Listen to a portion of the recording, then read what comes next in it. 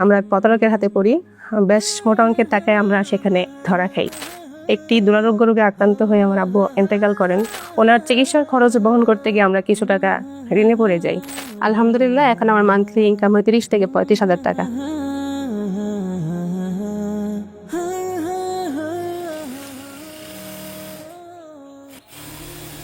আসসালামু আলাইকুম রহমতুল্লাহ। আমি আরিফা নূর। আমার বাড়ি ব্রাহ্মণবাড়িয়া জেলার বাঞ্ছারামপুর থানার পাড়াতলি গ্রামে। আমরা 3 ভাই বোন, আমি সবার ছোট। একটি দুরারোগ্য রোগে আক্রান্ত হয়ে আমার আব্বু ইন্তেকাল করেন। ওনার চিকিৎসার খরচ বহন করতে গিয়ে আমরা কিছু টাকা ঋণে পড়ে যাই। 2 ভাই বেকার। আমার বড় ভাই চেষ্টা করেছেন বাহিরের জন্য, আমরা প্রতারকের হাতে পড়ি, বেশ মোটা অঙ্কের টাকায় আমরা সেখানে ধরা খাই। তো আমি যদিও তখন ছোট, কিন্তু আমার কাছে এগুলো খুব খারাপ লাগতো। আমার খুব ইচ্ছা হতো যদি আমি আমার পরিবারটাকে আমি নিজে টেক কেয়ার করতে পারতাম। তারপরে আমি চিন্তা ফিকির করে আমি একটি মহিলা মাদ্রাসায় খেদমতে চলে আসি। স্যার যে পরিমাণ পারিশ্রমিক আমি পেতাম, ওই পারিশ্রমিক দিয়ে আসলে একটি সংসার চালানো তো দূরের কথা, নিজে সারা মাসের খরচও চলা অসম্ভব হয়ে পড়ে।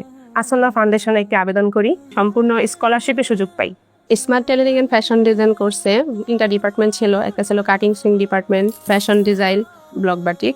আমি আগে যতটা হার্ডওয়ার্ক করেছি, আসল্লাহ ফাউন্ডেশন থেকে বের হওয়ার পরে আমার হার্ডওয়ার্কের পরিমাণটা ছিল আরও বেশি। আসল্লাহ ফাউন্ডেশন যাওয়ার আগে আমি যদি বলি আমার মান্থলি ইনকাম কত, তাহলে আমি বলবো যে আমার মান্থলি ইনকাম ছিল সর্বোচ্চ 6,000 টাকা, যেটা আমি এটা কমি মাদ্রাসা থেকে পেতাম।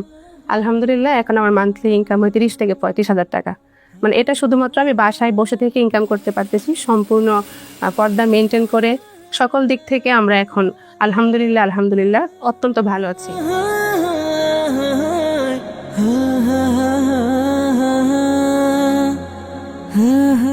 আসুন্নাহ ফাউন্ডেশন, উম্মার স্বার্থে সুন্নাহর সাথে।